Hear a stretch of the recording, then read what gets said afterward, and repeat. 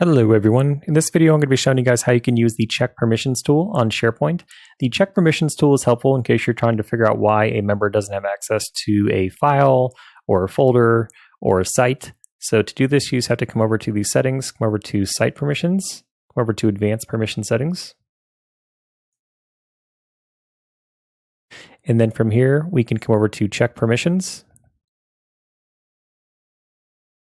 And then we can go ahead and type in the name of the user or the group. So let's say Brad Pitt is having trouble accessing the site. And we're like, does he have access to anything on the site? Let's see.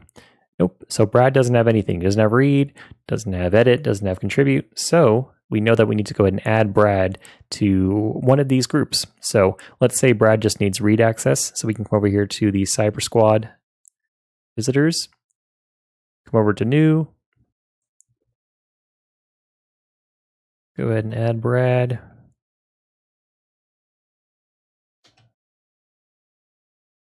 And we're not going to send him an email. We're just going to add him to the group. And there he is. Okay, so Brad has been added. So now let's go ahead and do check permissions again.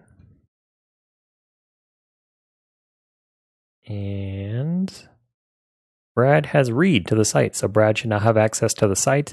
If Brad is still not able to access the sites, a few things that you can recommend to the user.